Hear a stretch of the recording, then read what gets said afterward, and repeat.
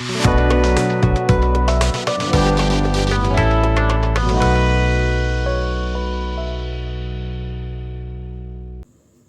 दोस्तों, welcome back to A3 coaching centre. सभी को राधे राधे, अस्सलाम वालेकुम, सत श्री अकाल। क्या हाल चाल? सभी लोग सब्सक्राइब करिए A3 कोचिंग सेंटर को अपने बेहतर भविष्य के लिए और बोर्ड एग्जाम 2024 की तैयारी के लिए।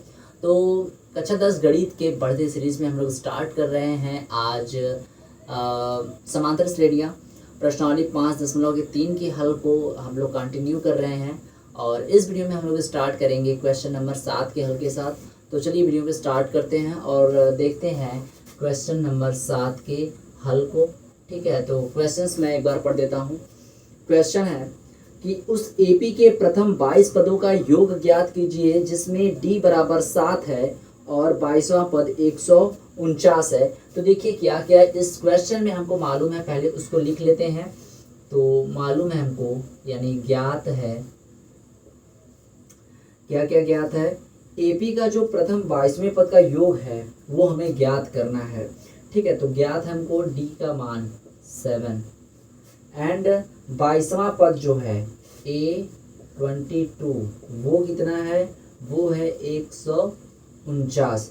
तो हमको मालूम करना है 22 पदों का योग, यानी हमको ज्ञात करना है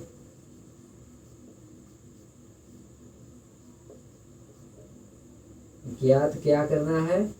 S22 का मान। हमको डी सर्वांतर का मान दिया है, 22वां पद दिया है, हमको S22 यानी 22 पदों का योग ज्ञात करना है। अब देखिए, क्योंकि 22 पदों का योग भी हमको दे दिया है और 22वां पद भी दिया है, तो इसका कहीं ना कहीं मतलब यह है कि जो n की वैल्यू होगी यानी कुल पदों की संख्या जो होगी वो भी कितनी होगी? 22 ही होगी।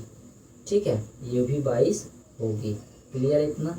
तो हमको मालूम है डी की वैल्यू, एन की वैल्यू, A22 की वैल्यू और हमको मालूम करना है S22 की वैल्यू।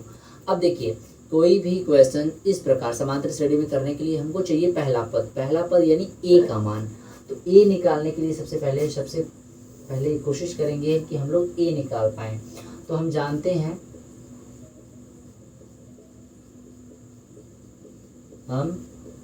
हैं क्या कि A22 बराबर 149। अब A22 को लिख सकते हैं हम लोग A प्लस 21D, ये लिख सकते हैं, इज इक्वल टू क्या होता है? 149। क्लियर है? अब A की वैल्यू नहीं मालूम है पर D की वैल्यू तो मालूम है ना, कितना? 7। 149 A बराबर क्या हो जाएगा? 149 माइनस 7 एकम 7, 7 गुना के 14, 147। तो ए की जो वैल्यू आ जाएगी वो कितनी आ गई? 2 आ गई। अब जितनी भी ज़रूरत की चीज़ें हैं हमको सभी मिल गई। ए का मान मालूम हो गया, डी का मान दिया है, एन का मान दिया है, A22 का भी मान दिया है। तो अब निकालते हैं S22 की वैल्यू।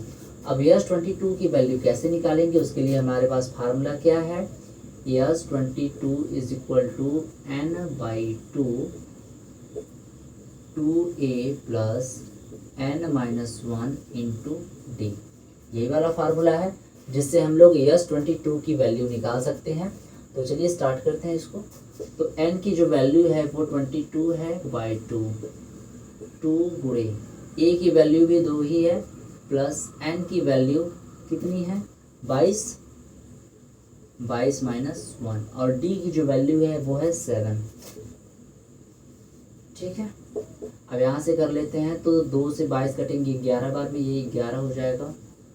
2 दुना के 4 ये हो जाएगा प्लस 22 एक में से 1 घटा देंगे 21 गुणे 7, यहाँ से हो जाएगा 11, 4 प्लस इसमें मल्टीप्लाई करेंगे 7 एकम 7, 7 गुना के 14, यानी हो जाएगा 11 गुणे 147 में 4 जोड़ेंगे तो 151, मल्टीप्लाई कर देंगे 11 कम 11 के 1 हासिल 1, 11 पाँचे 55, 55 1 56 की 6 हासिल 5, 11 के हम 11, 11 5 16, 1661 इसका आंसर आएगा। 1661 किसका आंसर आएगा? S22, यानी प्रथम 22 पदों का जो योग है वो कितना आएगा? 1661। तो लिखेंगे अतः प्रथम 22 पदों का योग कितना है? 1661 है। 1661 है। तो देख लीजिए क्वेश्चंस, आई होप अच्छे से समझ में आया होगा। चलिए बढ़ते हैं 8वें क्वेश्चन की ओर। 8वां क्वेश्चन है चैप्टर का, कह रहा है कि उस एपी के प्रथम 51 पदों का योग ज्ञात कीजिए जिसके दूसरे व तीसरे पद क्रमशः 14 और 18 है। चलिए इस प्रश्न को भी देखते हैं। क्वेश्चन अच्छा है, तो क्या क्या मालूम है पहले उसको लिखते हैं। तो ज्ञात है, बोल रहा है कि जिसके दूसरे और तीसरे पद क्रमशः 14 और 18 है, यानी दूसरा पद A2 इज इक्वल टू दिया है 14 और तीसरा पद A3 इज इक्वल टू दिया है 18। ठीक है, ये दोनों चीज़ दिया हुआ है और हमसे पूछ क्या रहा है कि एपी के प्रथम 51 पदों का योग ज्ञात कीजिए, यानी कि यस 51 की जो वैल्यू है वो हमसे पूछी जा रही है। ज्ञात करना है क्या? ज्ञात करना है प्रथम 51 पदों का योग। तो चलिए देखिए क्या क्या मालूम हमको करना पड़ेगा इसके लिए।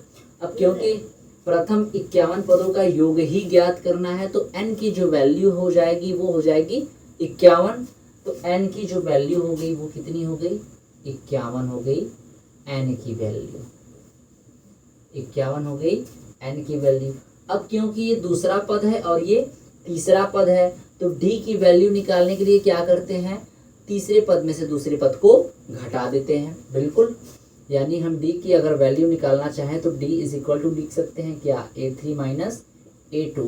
तो यहाँ से हो जाएगा 18 माइनस 14, यानी d की जो वैल्यू आ गई वो कितनी आ गई? 4 आ गई। बताइए, क्लियर है?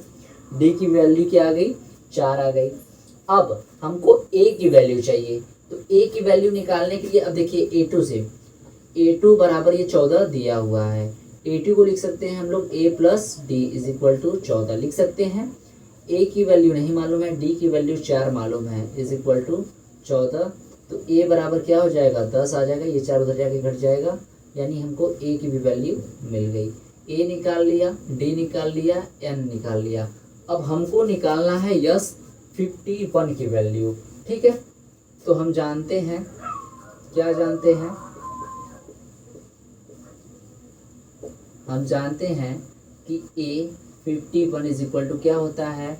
n/2 होता है, 2a plus n minus 1 into D होता है। सबकी वैल्यू मालूम है, रख देते हैं। अच्छा, यहाँ पर यस 21 होगा, यस 51। ठीक है, यस 51।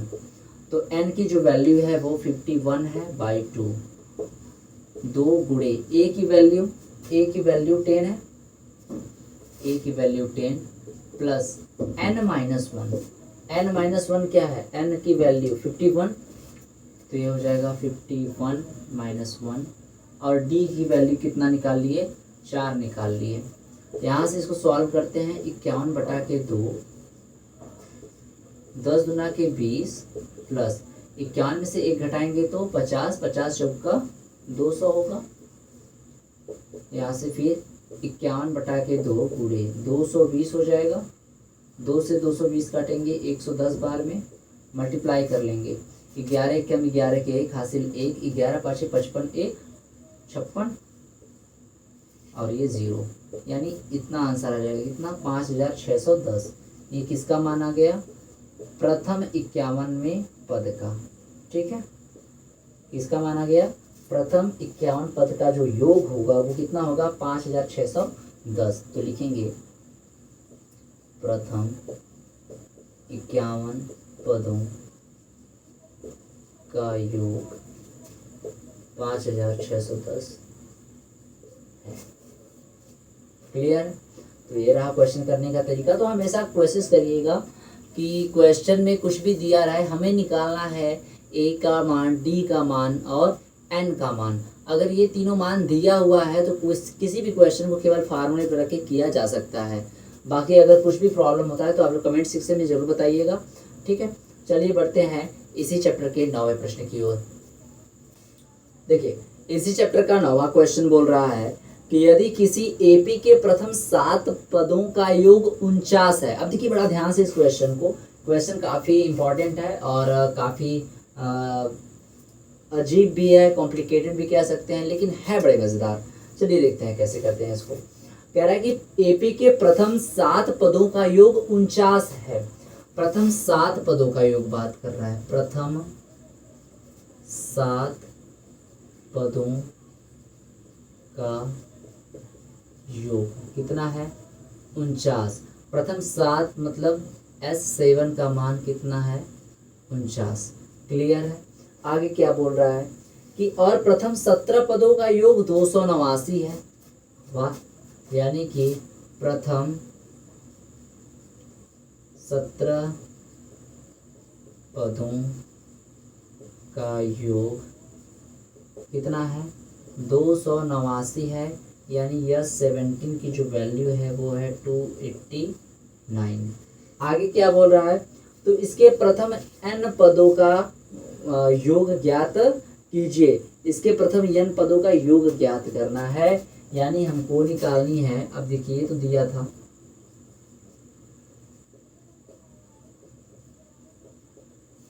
और हमको ज्ञात क्या करना है,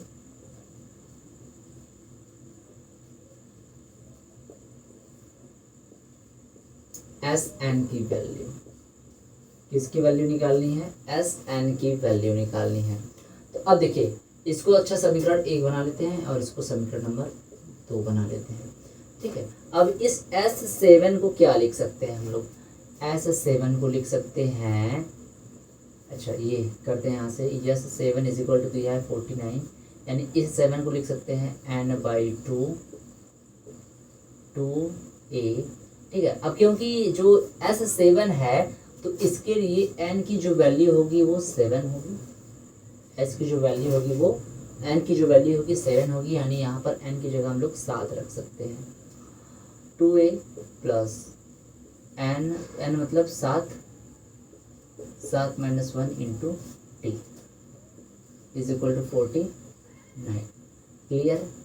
अब इस 2 को हम उस पार भेज दें तो इधर क्या बचेगा, या तो अच्छा इस 7/2 को उधर भेज देते हैं पूरा पूरा, तो इधर बच रहा है 2a प्लस 6d बचेगा इज इक्वल टू इधर हो जाएगा 49 मल्टीप्लाई बाई 2/7।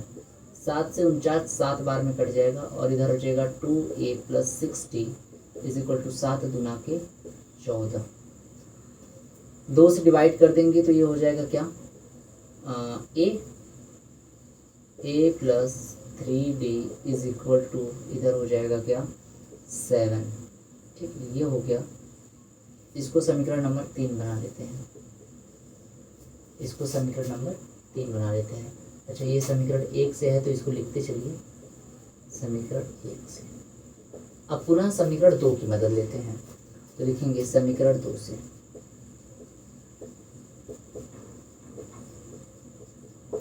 समीकरण 2 से क्या करेंगे, ये S17 है, S17 इज इक्वल टू 289 है। तो इसके लिए n की जो वैल्यू हो जाएगी वो 17 हो जाएगी, ध्यान रखिएगा n की जो वैल्यू हो जाएगी ये 17 हो जाएगा। और S17 बराबर हम लोग जानते हैं क्या हो जाएगा, 17/2 plus into 2a plus n का मान 17 - 1d इज इक्वल टू 289। अब ये 17/2 उधर जाएगा तो 2/17 हो जाएगा, और यहाँ पर क्या बच रहा है 2a plus 16d is equal to 289 गुणे 2/17। 17 से 289 17 बार में ही कट जाएगा।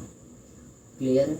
और यहाँ से बचेगा 2a plus 16d is equal to 17 दूना के 34। 2 से अगर हम डिवाइड कर दें तो यहाँ पर बचेगा 8 plus 8d is equal to ये कितना हो जाएगा 17। ये हो गया समीकरण नंबर 4। ठीक है। समीकरण 3 और 4 की से मदद लेते हैं, तो करेंगे यहाँ से समीकरण 3 व 4 से। समीकरण 3 क्या है, समीकरण 3 यही वाला a plus 3d is equal to 7, और समीकरण 4 ये वाला a plus 8d a plus 8d is equal to 70। घटा लेते हैं, ये माइनस ये कैंसिल आउट हो जाएगा। यहाँ से हम बचेगा -5d इज इक्वल टू 17 में से 7 घटाएंगे तो ये हो जाएगा -10 minus cancel d is equal to 2। जो d की वैल्यू आएगी कितनी आएगी, 2 आएगी। जब d की वैल्यू 2 आ गई तो हम a की वैल्यू निकाल लेते हैं। तो a की वैल्यू निकालने के लिए क्या करेंगे, किसी भी समीकरण में 1 2 3 किसी में भी जहाँ पर सुटेबल लग रहा है वहाँ पर t का वैल्यू रख देते हैं। समीकरण 3 में रख देते हैं ना, तो लिखेंगे समीकरण 3 में d का मान रखने पर अब a plus 3d is equal to 7 ये है ही ऑलरेडी है। अब इसमें भी हमको d की वैल्यू मालूम हो गई, 3 गुणे 2 is equal to 7। a is equal to 3 दुना के 6 दर्जा घटा देंगे तो a की जो वैल्यू आएगी वो कितनी आ गई, 1 आ गई। a की जो वैल्यू आ गई वो 1 आ गई। इतना क्लियर है। अब इतना करने के बाद हमको Sn की वैल्यू निकालनी है। तो Sn बराबर क्या होता है n/2 2a plus n-1 into d। अब इसमें a और d की वैल्यू रख देंगे तो Sn इज इक्वल टू क्या हो जाएगा, n/2 2 गुणे a की वैल्यू 1 प्लस n-1 d की वैल्यू 2। d की वैल्यू 2 आई है। तो यहाँ से हो जाएगा Sn इज इक्वल टू क्या हो जाएगा, n/2 2 प्लस या तो हाँ ठीक है, ये हो जाएगा 2n-1 इतना हो जाएगा। ठीक है। अब थोड़ा सा इसी को ऊपर लाते हैं यहाँ पे तो इसको मैं इरेज करता हूँ। आप लोग अगर स्क्रीनशॉट लेना चाहते तो ले सकते हैं, बोर्ड छोटा पड़ जा रहा है। ठीक है, तो इस चीज़ को हम थोड़ा सा यहाँ पर उठा के करते हैं, इसको मिटा देते हैं। अब देखिए वहाँ पे क्या आया है, वहाँ पे आया है Sn is equal to n/2 2 plus 2n-1 यही आया। अब यहाँ से देखिए दोनों में से 2 बाहर कर सकते हैं तो हो जाएगा Sn is equal to n/2 गुणे 2, अंदर बचेगा क्या 1 प्लस n-1, 2 से 2 कैंसिल आउट तो Sn बराबर क्या बचा n, यहाँ से 1 प्लस n-1, एक प्लस माइनस ये भी कट गया तो Sn बराबर क्या हो जाएगा, n से n मल्टीप्लाई करेंगे तो आएगा n का स्क्वायर। यही हमारा आंसर है। जो Sn की वैल्यू आएगी यानी n पदों का जो योग आएगा वो कितना आएगा, n स्क्वायर आएगा। ठीक है। तो आई होप क्वेश्चन थोड़ा सा डिफिकल्ट था लेकिन है मज़ेदार। तो आप लोग कोशिश करिएगा कि इस क्वेश्चन को 2 से 3 बार रिवाइज करें जब तक कि खुद से ही कॉन्फिडेंस ना आ जाए कि हाँ हम क्वेश्चन को लगा सकते हैं। तो आप लोग ज़रूर कोशिश करिएगा और इसे सॉल्व करने की कोशिश करिएगा। कोई भी समस्या प्रॉब्लम होती है तो आप लोग कमेंट सेक्शन में ज़रूर बताइएगा। पूरी कोशिश करेगी जाएगी क्वेश्चन को आप तक अच्छे से पहुँचाने के लिए। मिलते हैं नेक्स्ट वीडियो में नेक्स्ट क्वेश्चन के सॉल्यूशन के साथ। तब तक के लिए जय Hind and stay tune. A3 coaching centre सभी लोग सब्सक्राइब करिएगा और लाइक करिएगा। और जितने भी स्टूडेंट तैयारी करते हैं इस कोचिंग सेंटर के वीडियोज़ से आप जरूर अपना नाम कमेंट में बताइएगा जिससे मुझे पता चल सके कि कौन कौन मेरी वीडियो देख रहा है। तो मिलते हैं नेक्स्ट वीडियो में।